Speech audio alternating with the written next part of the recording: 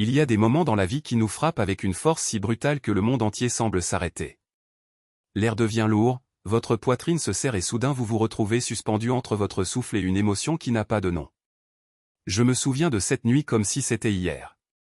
J'étais là, distraite, parcourant mon téléphone portable sans rien chercher de spécial, sans m'attendre à quoi que ce soit qui puisse vraiment toucher mon âme. C'est à ce moment-là qu'un ami m'a envoyé une vidéo et m'a dit « Steve, tu dois entendre ça ». J'ai cliqué sans hésitation, imaginant un autre de ces contenus vides, peut-être un sermon, un discours de motivation, quelque chose pour combler le silence de la nuit. Mais ce que j'ai entendu là-bas m'a ému comme jamais auparavant. Un homme racontait une histoire, simple, sereine, mais avec une intensité capable d'ébranler les fondements même de ce que je croyais.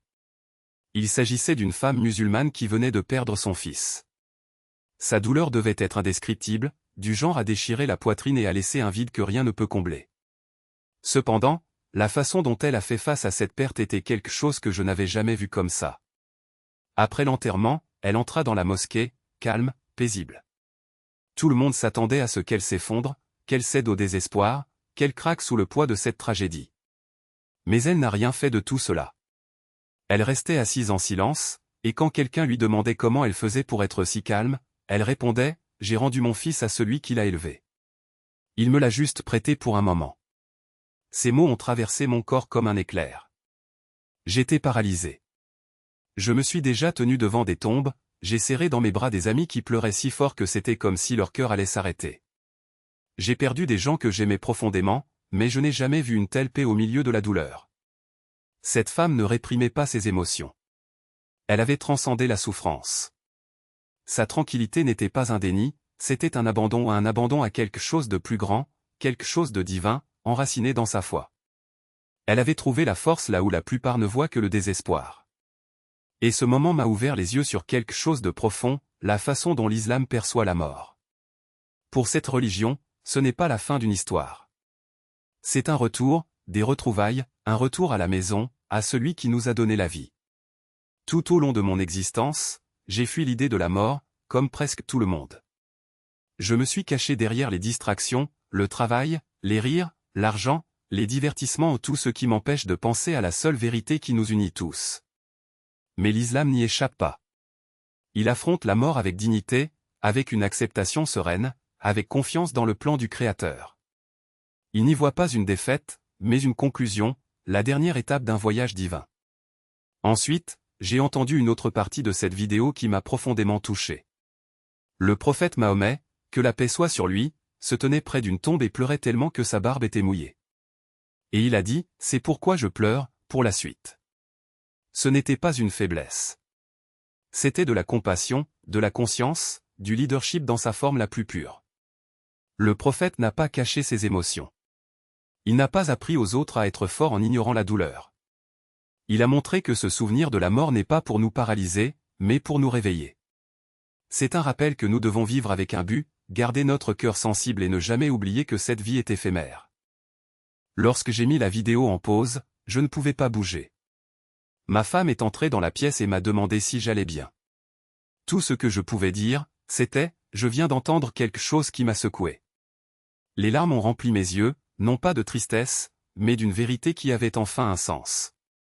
Car à ce moment-là j'ai compris une chose, la mort est la seule certitude qui unit toute âme vivante. Peu importe que vous soyez noir, blanc, riche, pauvre, chrétien ou musulman. Nous y serons tous confrontés. Ce qui nous distingue, c'est la façon dont nous l'abordons. L'islam ne le considère pas avec crainte. Il la regarde avec paix. Ce n'est pas une tragédie. C'est une transition. C'est comme rentrer à la maison après un long voyage. Les paroles de cette mère, « J'ai rendu mon fils à celui qui l'a élevé », n'étaient pas des paroles de désespoir. C'étaient des paroles de profonde dévotion. Il portait la force d'une foi qui accepte même ce que le cœur ne peut pas comprendre. Ce genre de foi est rare. C'est une foi fondée sur la confiance et non sur la commodité. C'est une foi qui trouve le calme au milieu du chaos. Je voulais comprendre comment quelqu'un pouvait trouver autant de paix face à une douleur insupportable. J'ai donc commencé à en apprendre davantage sur l'islam, sur sa vision de la vie et de la mort. Et plus j'en découvrais, plus ma perspective changeait. Dans le Coran, il est écrit « Toute âme goûtera la mort ». Ces mots m'ont frappé d'une manière différente. Il ne dit pas « fera face à la mort ». Il est dit « va prouver ». Et quand on goûte quelque chose, c'est éphémère. C'est un moment, une transition, pas une fin. Cela signifie que la mort n'est pas définitive. C'est juste une porte vers une autre existence. Ce n'est pas la fin du livre. C'est le début du chapitre éternel. Cette prise de conscience a transformé ma vision de la vie. Nous passons tellement de temps à courir après des choses qui n'auront plus d'importance le moment venu. On se bat, on se dispute, on nourrit notre fierté, on accumule des biens qui seront un jour perdus. Mais rien de tout cela ne nous reste. La seule chose que nous prendrons, c'est notre caractère, notre gentillesse, nos actions et notre foi. Les musulmans vivent quotidiennement avec cette conscience. Ils prient comme si leurs paroles comptaient pour l'éternité. Ils font l'aumône en sachant qu'ils trouveront ce geste dans l'autre monde. Ils pardonnent comme s'ils croyaient que Dieu les regardait. Ils ne vivent pas dans la peur de la mort, mais dans la préparation à la paix. En islam, la mort n'est pas considérée comme une punition. Il est tout simplement temps. Vous êtes appelés à la maison. Pour ceux qui ont vécu correctement, l'ange de la mort se présente comme un doux ami. Le Coran décrit cela magnifiquement, les anges viennent avec des paroles de réconfort. Ne crains pas et ne t'afflige pas, mais réjouis-toi, car tu retournes vers ton Seigneur. Quand j'ai lu ceci, j'ai senti un calme m'envahir. Ce n'était pas effrayant. C'était rassurant. C'était un rappel que nous appartenons tous à Dieu et que c'est à lui que nous retournerons. C'est la clôture. C'est la foi. C'est ça la force. Et puis j'ai commencé à réfléchir à la façon dont nous vivons nos vies. Le prophète Mahomet a dit que la tombe est la première étape dans l'au-delà. Si c'est bon pour vous là-bas, ce sera bien plus tard. Si c'est difficile, c'est un avertissement. Cela m'a fait réfléchir, si mon heure arrivait aujourd'hui, qu'emporterais-je dans cette tombe? Cela mènerait-il à la paix ou au regret? Serais-je fier de la façon dont j'ai vécu, de la façon dont j'ai traité les gens, de ce que j'ai fait avec les bénédictions que Dieu m'a données? La vérité est que cette mère musulmane n'était pas forte parce qu'elle ne ressentait pas la douleur. Il était fort parce qu'il voyait au-delà d'elle. Elle comprit que son fils n'était pas parti pour toujours, il était juste devant, attendant. C'est ce que procure la foi, la capacité de voir l'espoir au-delà de la perte, la vie au-delà de la mort, la paix au-delà de la douleur. L'islam enseigne non seulement comment vivre, mais aussi comment repartir avec un cœur pur, une conscience claire et une âme prête à rencontrer son Créateur. Plus j'en apprenais, plus les larmes coulaient non pas de tristesse, mais de gratitude. Car même dans la mort, l'islam enseigne la miséricorde. Même dans la tombe, il y a la paix. Le corps retourne à la poussière, mais l'âme continue, debout devant celui qui l'a créé. Et cette prise de conscience m'a réconforté comme rien ne m'avait jamais réconforté. J'ai compris que la vraie peur n'est peut-être pas la mort elle-même, mais la mort sans but.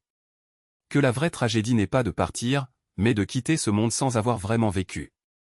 Et ce monde si bruyant, si plein de distractions, nous fait oublier l'essentiel.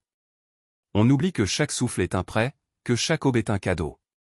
Cette nuit-là, sous le ciel étoilé, il n'y eut plus de questions, seulement de la gratitude. Car après tout, qu'est-ce que la vie sinon un chemin de retour vers celui qui nous a donné notre premier souffle? Et tout ce que nous aimons, tout ce que nous perdons, tout ce que nous vivons, lui appartient et lui revient. Ce n'est pas de la tristesse, c'est de la confiance. Ce n'est pas un au revoir, c'est à plus tard. J'ai pensé à ma maman, à Bernie Mac, à tous ceux qui m'ont précédé. Ils n'ont pas disparu. Ils ont simplement continué leur route, suivant une route que je n'ai pas encore atteinte. Et un jour, je les suivrai, non pas avec peur, mais avec la certitude que mon Créateur m'accueillera à bras ouverts. Un sage musulman a dit un jour, la mort ne met pas fin à votre histoire. Elle commence son éternité. Et cette vérité m'a traversé comme un éclair. Combien de fois perdons-nous nos journées à courir après des choses qui ne durent pas? La renommée, l'argent, la reconnaissance, tout cela disparaît au moment où le dernier souffle arrive. Ce qui reste, ce qui compte vraiment, ce sont les graines que nous plantons. La gentillesse que nous répandons, la patience que nous cultivons, la charité que nous pratiquons, les prières que nous élevons. Lorsque nous enseignons quelque chose de bien, lorsque nous aidons réellement quelqu'un, lorsque nous élevons des enfants qui prient pour nous, nos actions continuent de porter leurs fruits, même après notre départ. C'est le véritable héritage. Il ne s'agit pas d'avoir son nom gravé sur des monuments, mais d'être rappelé dans une prière sincère. C'est le seul souvenir qui ne meurt jamais. Cette nuit-là, j'ai compris que vivre, ce n'est pas être grand, mais partir en paix. Parce que lorsque l'ange de la mort viendra, il ne vous posera aucune question sur votre voiture, votre compte bancaire ou le nombre de vos abonnés. Il demandera, avez-vous atteint votre objectif? Et si nous pouvons répondre, oui, alors nous avons trouvé la vraie paix. Le prophète Mohammed, que la paix soit sur lui, a dit, souvenez-vous souvent de la mort, destructrice des plaisirs. Au début, cela peut paraître écrasant. Mais ce n'est pas pour attrister, c'est pour se réveiller. Quand nous nous souvenons de la mort, nous arrêtons de gâcher la vie. Nous aimons plus profondément, nous pardonnons plus rapidement, nous serrons plus fort nos familles. Nous cessons de vivre automatiquement et commençons à vivre avec intention. C'est ce que fait l'islam, il nous fait prendre conscience du temps, de la miséricorde, de la fragilité et du caractère précieux de cette existence. J'ai arrêté de prier pour le succès et j'ai commencé à prier pour la paix. Parce que le succès sans la paix est vide, mais la paix, oh, la paix est le véritable trésor. Je n'ai plus peur de la mort. J'ai peur de quitter ce monde sans gratitude, sans pardon, sans avoir vraiment vécu. Cette femme qui a perdu son fils et qui continue de dire « Dieu soit loué », ce n'était pas de la faiblesse. C'était la forme de force la plus pure. Une foi qui dit « Dieu, je ne comprends pas maintenant, mais je te fais toujours confiance ». C'est la foi qui n'est pas ébranlée, qui ne se montre pas, qui n'a pas besoin d'applaudissements. Il est humble, silencieux et inébranlable. C'est vivre chaque jour en sachant qu'un jour, nous nous tiendrons devant celui qui nous a aimés le premier. Et quand ce jour viendra, je ne veux pas avoir peur. Je veux être prêt à dire, Seigneur, j'ai trébuché, je suis tombé, mais je n'ai jamais cessé de croire. Je n'ai jamais cessé d'être reconnaissant. Si je peux dire cela, alors la mort ne sera pas une perte, ce sera une réunion. L'islam m'a appris que la mort n'est pas la fin. C'est le retour. Il ne s'agit pas de perdre, mais de revenir là où nous avons toujours été à notre place. Et pour la première fois de ma vie, cette vérité ne me fait plus peur. Elle m'apporte la paix. Parce que je comprends maintenant que la paix ne vient pas du fait d'éviter la mort, mais de la comprendre. Et quand nous le comprenons, nous commençons enfin à vivre. Alors, mes frères et sœurs, si ces paroles ont touché votre cœur, ne serait-ce qu'un instant, ne les laissez pas passer. Laissez-les vous déplacer. Ce soir, prenez une minute pour vous asseoir en silence, respirez et remerciez votre Créateur pour un battement de cœur supplémentaire, un lever de soleil supplémentaire, une chance supplémentaire de bien vivre. Pardonnez à quelqu'un contre qui vous avez de la rancune. Appelez vos proches et rappelez-leur que la vie est trop courte pour être fier. Ne perdez pas vos journées à courir après ce qui n'aura aucune valeur lorsque viendra votre dernier souffle. Construisez quelque chose qui résonne pour l'éternité. Laissez votre foi vous guider, votre objectif vous fortifier et votre gratitude protéger votre paix. Parce qu'à la fin, quand tout le reste disparaîtra, ce qui restera sera ce que vous avez envoyé, votre gentillesse, votre patience, vos prières, votre foi. Si ce message vous a apporté quelque chose de réel, s'il vous a ouvert les yeux ou vous a rappelé ce qui compte vraiment, ne le gardez pas pour vous. Partagez-le. Répandez la vérité. Faites partie de quelque chose qui élève les âmes et rapproche les gens de la paix. Abonnez-vous à cette chaîne pour plus de mots qui nourrissent l'esprit. Commentez et partagez avec nous vos réflexions. Transmettez ce message à quelqu'un qui a besoin d'espoir aujourd'hui. Bâtissons un monde où la foi vainc la peur, où les cœurs retournent vers leur Créateur avec sérénité et non désespoir. Parce que c'est ça la vie, non pas la durée de notre vie, mais la profondeur de nos croyances. Restez forts, restez fidèles, restez reconnaissants. C'est le vendredi Foxio, où la force rencontre l'abandon, et où chaque battement de cœur nous rappelle, vous êtes un pas de plus vers chez vous.